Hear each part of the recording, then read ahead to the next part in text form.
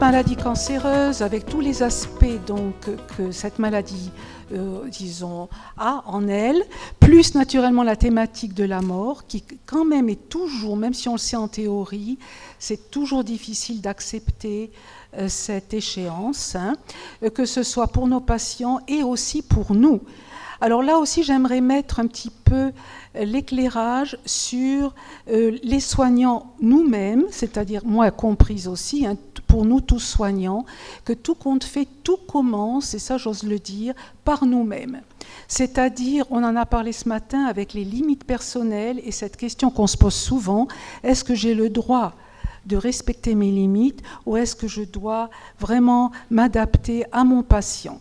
Alors, vous savez que j'ai posé la question ce matin, si on ne respecte pas ses limites, le patient va le découvrir, mais je crois que c'est tout à fait important de se poser cette question, parce que nous avons parlé donc de la base de confiance dans la relation de soins, et à mon avis, je ne sais pas si vous êtes d'accord, mais une relation de confiance doit s'établir sur la sincérité et un peu sur la transparence. Donc, il serait quand même très important d'être au clair envers nous d'abord, pour être un peu clair avec nos patients. Il y a aussi cette idée, je ne sais pas si vous êtes d'accord, mais si on ne peut pas s'aider soi-même, donc soi-même, ça c'est très difficile d'aider nos patients. Si on ne se respecte pas soi-même, comment peut-on vraiment respecter nos patients ? Ce sont des questions ouvertes et chacun peut y répondre hein, à sa manière, il n'y a pas de problème. Mais je pense que c'est absolument nécessaire. Nous avons vu aussi aujourd'hui que la complexité des interactions humaines, et justement je reprends un petit peu l'exemple de Madame Ferlico qui a eu tout ce processus de psychothérapie avec une patiente en palliatif, et nous avons vu aussi donc tous les éléments qui ont été contenus dans cette psychothérapie. Les interactions humaines sont très complexes aussi, puisque si nous revenons à la culture, et je reprendrai ça parce qu'on en a parlé aujourd'hui, donc c'est seulement une reprise, que chacun de nous ici, nous parlons plus ou moins la même langue, nous avons à peu près peut-être des références communes, mais je suis sûre que chacun ou chacune de nous avons toutes une culture différente. Et tout ça parce que nous venons d'une famille différente, nous avons une expérience de vie différente, nous avons des valeurs et des critères de vie différents, hein, et tout ça, ça va entrer en compte naturellement dans la perception de la réalité, dans nos réactions à certains aspects qui peuvent être surprenants. Parce que des fois, on dit oh ben, « je suis très clair en moi », etc. Et j'avoue très humblement, par exemple, j'ai un problème avec la perte. Et chaque fois que j'ai un patient qui vient me voir et qui me parle de la perte en général, bon, je suis très consciente que ça vient de moi, mais je ressens en moi une douleur. Et c'est ma douleur, ce n'est pas automatiquement la douleur du patient. Donc tout ça, je reviens quand même à clarifier en chacun les résistances qu'on a, les douleurs qu'on peut avoir. Et il n'y a aucune honte à avoir ça parce qu'on est des êtres humains. Et j'enchaîne sur cette question aussi qu'on s'est posée, comment accompagner au mieux nos patients. Alors l'accompagnement, bon, ben on sait ce que c'est, hein, c'est la relation de soins, etc. Mais j'aimerais aussi insister sur le petit mot « au mieux ». Et au mieux, c'est pas automatiquement atteindre la perfection. D'abord, ça n'existe pas, la perfection, déjà ça, et tant mieux, je dirais tant mieux. La perfection n'existe pas, parce que finalement, quand nous ne savons pas, eh bien tout simplement, nous sommes. Et si nous sommes des êtres humains, c'est une rencontre absolument, on peut oublier pour un petit moment le patient et le soignant, mais c'est la rencontre de deux personnes humaines. Et nous sommes tous vulnérables. Nous sommes tous avec nos faiblesses et nos douleurs et nos peurs. Et je pense, vous savez quoi, que si justement on accepte en nous, surtout les soignants, notre vulnérabilité et de ne pas toujours tout savoir, eh bien, il y a une résonance qui va se faire parce que nos patients vont le capter, ça. Et peut-être cette résonance de cœur à cœur, ça sera une résonance humaine, ça va peut-être être le déclencheur justement de cette confiance aussi qui va s'établir et peut-être nos patients auront peut-être plus le courage de s'ouvrir à nous parce qu'ils verront la patiente là qui est en face ou peut-être la psy ou l'infirmière ou le médecin, finalement c'est une personne humaine comme moi. hein. Il n'y aura plus cette hiérarchie. Voilà.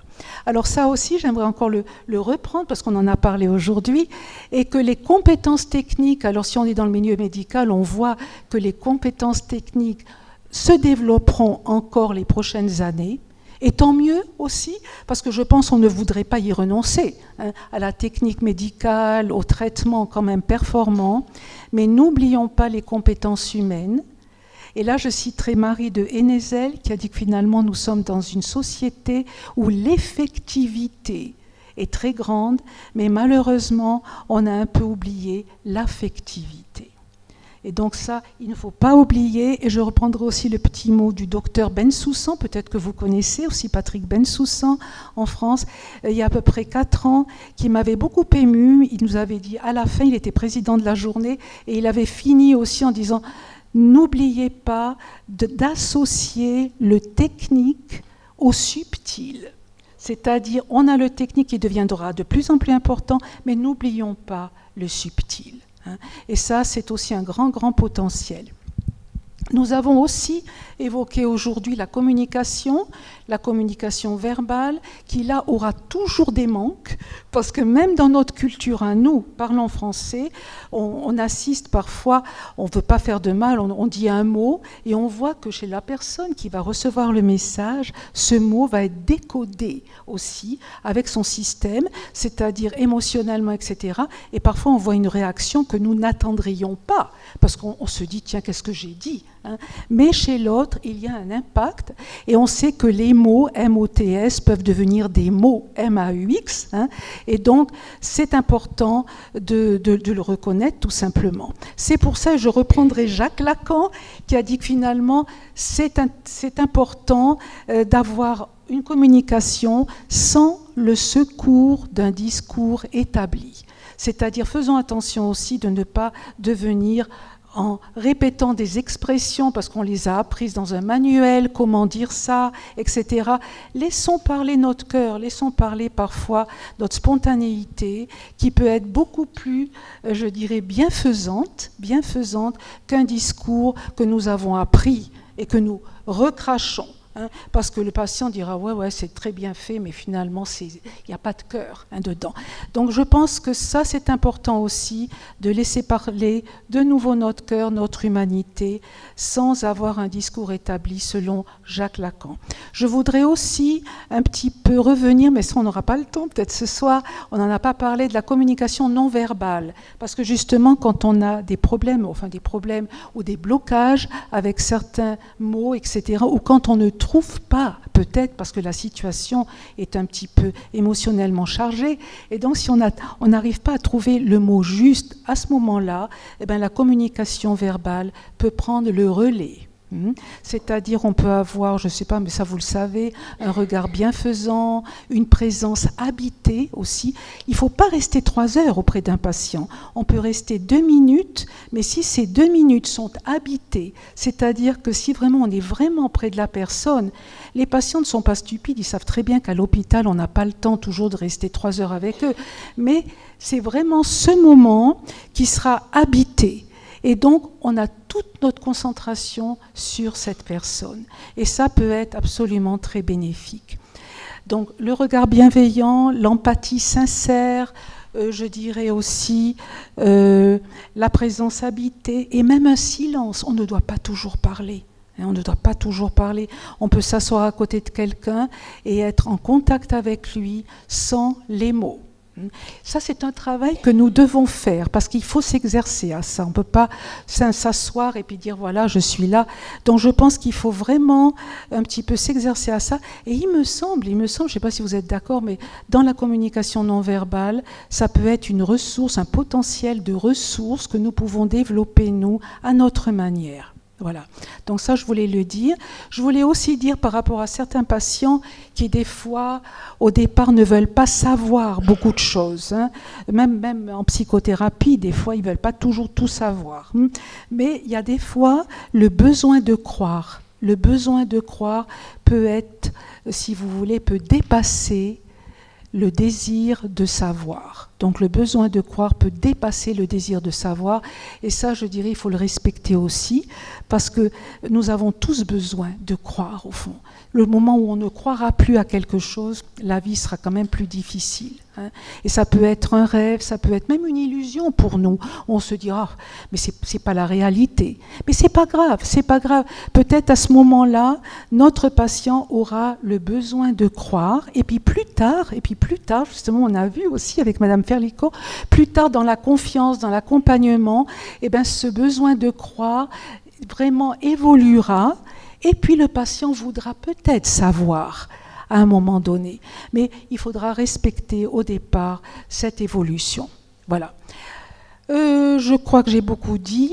Je pense que aussi, je voudrais d'abord vous remercier à tous et à toutes, au nom de l'apport aussi, pour cette belle journée. Alors, vous êtes sûrement un peu fatigués, mais peut-être il y a des questions qui ont trouvé... Pardon ? Oui. Alors là, je ne comprends pas. Tu viens ? Oui, mais je voudrais finir. Je voudrais finir si j'ai le droit de finir. Je voudrais finir quand même. Voilà. Alors, je voudrais remercier donc le public aujourd'hui en présentiel, en distanciel. Je voudrais remercier aussi tout le monde. Donc, votre présence, tout simplement, qui est très agréable. Un grand merci à nos intervenants qui ont aussi apporté beaucoup d'enrichissement à cette journée et qui nous ont montré beaucoup d'aspects.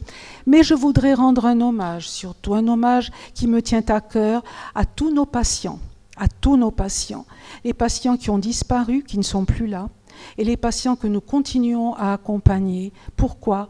Parce que nous avons beaucoup appris de nos patients. Et je crois que nous avons toujours l'impression, nous donnons, mais nous recevons.